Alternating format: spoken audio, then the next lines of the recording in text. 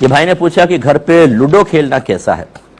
کھیل سکتے ہیں. یہ چوسر جو ہے نا، یہ تو اس کے بہت سارے تراجم ہوتے ہیں، شطرنج کے اوپر بھی ہوتا ہے، اور یہ غالباً اس کے اوپر شطرنج کے اوپر اس کا اطلاق کرنا زیادہ بیسٹ ہے، کیونکہ وہ اتنا طویل چلتا ہے کہ کئی گھنٹے تک اس میں انسان لگا رہتا ہے، اور پھر وہ بادشاہ کو مار دیا، فلاں مار دیا، یوں کرتے رہتے ہیں اور لمبا ٹائم نکلتا ہے. لیکن لوڈو جو ہے یہ تو بہت مختصر وقت کے اندر ختم ہو جاتی ہے.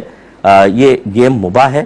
اس میں صرف یہ ہے کہ ایک تو نماز قضا نہیں ہونی چاہیے اس کو عادتاً نہ کھیلا جائے ڈیلی، کیونکہ عادتاً کھیلیں گے تو پھر اس میں ضرور وقت قاضی، اور بہت زیادہ لمبا نہ کھیلا جائے. ایک دو لوڈو کھیل لی بس ختم بات، ایک دو گیم کھیل لیے. اور اسی طرح اس میں کوئی جھگڑا نہ ہو. یہ ہم نے دیکھا ہے کہ جو ہار جاتا ہے اس کا مذاق اڑاتے ہیں، پھر وہ غصے میں آ جاتا ہے اور لڑائی جھگڑا شروع ہو جاتا ہے، کینہ بیٹھ جاتا ہے دلوں کے اندر. یہ اگر بیوی نے شوہر کی گوٹ پیٹ دی تو شوہر ناراض ہو گیا، اور پھر یہ ناراضگی بعد میں بھی رہتی ہے. جو اپنے باطن پر اتنے کنٹرول نہ رکھنے والے افراد ہوں، ان کے لیے تو نہ کھیلنا بہتر ہوتا ہے. اور پھر اس میں مذاق اڑانا ہوتا ہے، مذاق اڑاتے ہیں، جو ہار جاتا ہے تالیاں بجتی ہیں جی. اسی طرح اس میں شرط وغیرہ لگا کر نہ کھیلا جائے.